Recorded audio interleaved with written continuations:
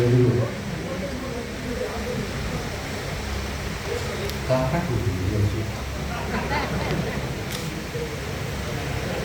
ಎಲ್ರಿಗೂ ನಮಸ್ಕಾರ. ಮೊದಲನೇದಾಗಿ ಇವತ್ತು ಮಹಿಳಾ ದಿನಾಚರಣೆಯಿಂದ ಎಲ್ಲ ತಾಯಂದಿರಿಗೂ ಅಕ್ಕಂದಿರಿಗೂ ನಮ್ಮ ವೇದಿಕೆ ಮನೆಯಲ್ಲಿರುವಂಥ ಮಹಿಳೆಯರಿಗೂ ಅಭಿನಂದನೆಗಳು ಶುಭಾಕಾಂಕ್ಷೆಗಳು.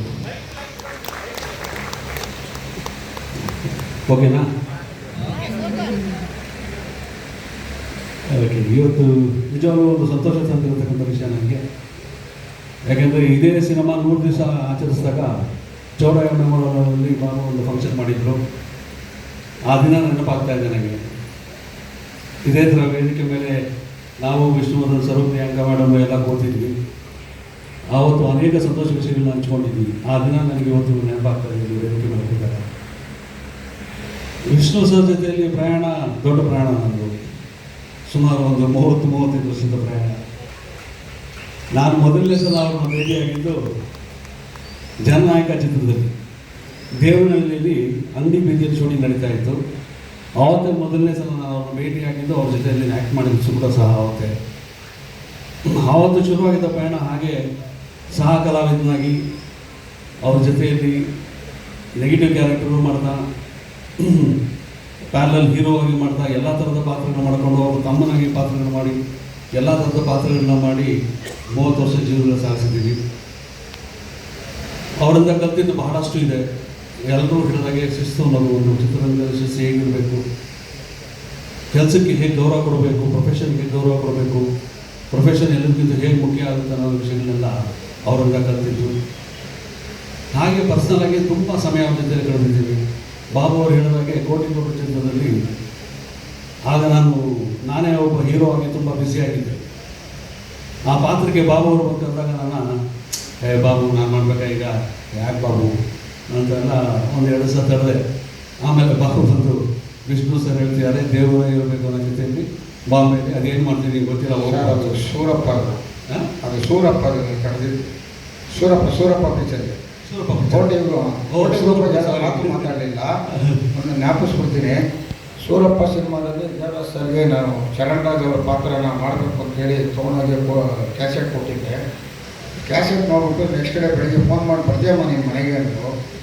ಹೋದೆ, ಗಣೇಶ್ ದಯವಿಟ್ಟು ಇದನ್ನು ಕೇಳಿಸ್ಕೊಳ್ಳಿ, ಸೂರಪ್ಪ ಸಿನಿಮಾದು ಮಾರನೇ ದಿನ ನನ್ನ ಮನೆಗೆ ಕರೆದ್ರು.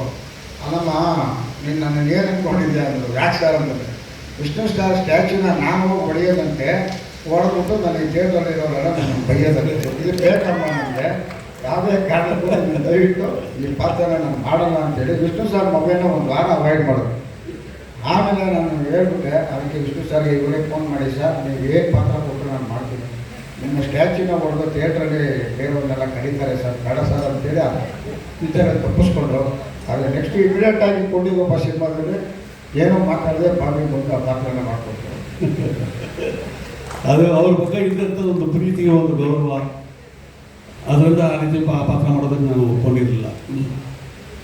ಅವರು ಮೊದಲೊಬ್ಬ ಸೀನಿಯರ್ ಹೀರೋ, ಸೂಪರ್ ಸ್ಟಾರ್ ಆಗಿದ್ದಾಗ ನಾನು ಅವ್ರ ಜೊತೆಯಲ್ಲಿ ಒಬ್ಬ ವಿಲನ್ನ ಕೆಲಸ ಮಾಡ್ತಿದ್ದಾಗ ಮೆಲ್ಲಿಗೆ ಪರಿಚಯ ಆಗಿ ಸ್ನೇಹ ಬೆಳೀತು.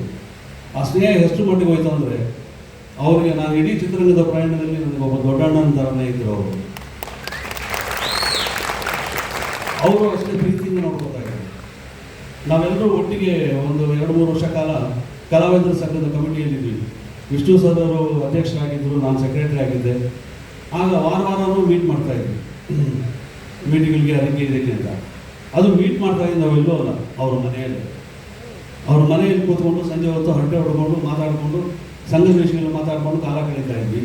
ಆಗ ಎಷ್ಟೋ ಸಲ ಇವತ್ತು ಭಾರತಿ ಮೇಡಮ್ ಅವರು ಇದ್ದರೆ ಚೆನ್ನಾಗಿತ್ತು. ಭಾರತಿ ಮೇಡಮ್ ಅವರು ನಾವೆಲ್ಲ ಕೂತ್ಕೊಂಡು ಮಾತಾಡ್ಬೇಕಾದ್ರೆ ನಮ್ಗೆ ಎಲ್ಲರೂ ಕೈ ತೂತಾಕಿ ಊಟ ಹಾಕೋರು. ಈ ಥರ ಎಷ್ಟೋ ಗಂಟೆಗಳಿದೆ. ಯಾಕೆಂದರೆ ಪ್ರಯಾಣ ದೊಡ್ಡದು. 30 ವರ್ಷದ ಪ್ರಯಾಣದ ನೆನಪು ಮಾಡ್ಕೋಬೇಕಂದ್ರೆ ಎಷ್ಟು ಗಂಟೆಗಳು ಅಂತ ಹೇಳಕ್ಕೆ ಸಾಧ್ಯ ಆಗಿದೆ. ಹಾಗೆ ಅವ್ರ ಜೊತೆಯಲ್ಲಿ ಅಪ್ಪ ಸಿನಿಮಾದಲ್ಲಿ ಕಳೆದಾಗ ಅದು ನಿಜವಾಗಲೂ ನಮ್ಮ ಜೀವನದಲ್ಲಿ ಆ ಚಿತ್ರದಲ್ಲಿ ನಡೆಸಿದಂಥ ನಾವು 5 ಜನ ನಾಯಕರು, ವಿಷ್ಣು ಸರು, ಅಂಬರೀಷ್ ಅವರು, ನಾನು, ಶಶಿಕುಮಾರು, ರಾಮ್ಕುಮಾರ್ ಅವರು, ಆ 45 ದಿವಸ ಒಂದು ಹಬ್ಬದ ವಾತಾವರಣದಲ್ಲಿ ನಾವೆಲ್ಲರೂ ಒಟ್ಟಿಗೆ ಅಣ್ಣ ತಮ್ಮಂದಿರ ಅನ್ನೋ ರೀತಿಯಲ್ಲಿ ಆ ಚಿತ್ರದ ಚಿತ್ರಣೆಗೆ ಭಾಗವಹಿಸಿದ್ದೀವಿ ನಾವು. ಆ ನೆನಪುಗಳು ಎಷ್ಟು ಸರಿಯಾಗಿದೆ ನನಗೆ ಅಂದರೆ ಇವತ್ತು ಹಸಿರಾಗಿದೆ. ಈ ನೆನಪುಗಳೆಲ್ಲ ಹಸಿರಾಗಿರೋದಕ್ಕೆ ಕಾರಣ ಆ ವ್ಯಕ್ತಿತ್ವ. ಯಾವುದೇ ಒಬ್ಬ ವ್ಯಕ್ತಿಯಲ್ಲಿ ಅವರು ನೋಡಿದ ಕೂಡಲೇ ನಮಗೆ ಅವ್ರು ಯಾರಪ್ಪ ಇವರು, ಅವ್ರು ಗೌರವ ಕೊಡಬೇಕು, ಇವ್ರನ್ನ ಮಾತಾಡಿಸ್ಬೇಕು ಅನ್ನೋ ಭಾವನೆಗಳೆಲ್ಲ ಬರುತ್ತೆ. ಆ ಭಾವನೆಗಳೆಲ್ಲ ಬರೋದು ಇಂಥ ಕೆಲವು ವ್ಯಕ್ತಿಗಳು ನೋಡಿದಾಗ ಮಾತ್ರ ನಾವು ಅಂಥ ವ್ಯಕ್ತಿಗಳ ಜೊತೆಯಲ್ಲಿ ಎಲ್ಲ ಸಮಯದಲ್ಲೂ, ಊಟದ ಸಮಯದಲ್ಲೂ, ಇನ್ನೊಂದು ಸಮಯದಲ್ಲೂ, ಗೆಳೆತನದಲ್ಲಿ ಅಣ್ಣ ತಮ್ಮಂದರಾಗಿ ಕಾಲ ಕಳೆದಾಗ ಆ ಪ್ರಯಾಣನ ವಿವರಿಸೋದು ಬಹಳ ಕಷ್ಟ ಆಗುತ್ತೆ. ಅದೆಲ್ಲ ಭಾವನೆಗಳು ನನ್ನ ಮನಸ್ಸಲ್ಲಿದೆ. ಅದಕ್ಕೆ ಅವ್ರ ಜೊತೆಲಿ ಕಳೆದಂಥ ಕಾಲ ಯಾವಾಗಲೂ ನನ್ನ ಮನಸ್ಸಲ್ಲಿ ಹಸಿರಾಗಿರುತ್ತೆ. ಆ ಉಸಿರಾಗಿ ಯಾವತ್ತೂ ಇರುತ್ತೆ ಅಂತ ಹೇಳೋದಕ್ಕೆ ಇಷ್ಟಪಡ್ತೀನಿ. ಅವ್ರನ್ನ ಮರೆಯೋದಕ್ಕೆ ಸಾಧ್ಯವೇ ಇಲ್ಲ. ನಮ್ಮ ಮುಸ್ಲಿಮರವ್ರಿಗೂ ಅಂಥ ಒಂದು ಪ್ರಯಾಣ ಸಾಗಿಸಿದ್ದೀವಿ.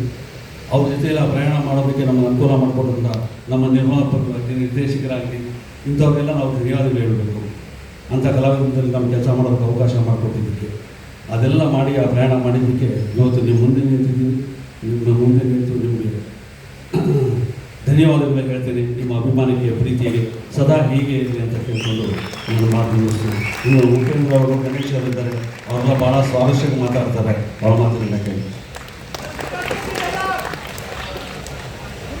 Thank you sir. ನನ್ನ ನೆಚ್ಚಿನ ಆತ್ಮೀಯ ಗೆಳೆಯರು, ನಮ್ಮ ಕಂಪನಿಯ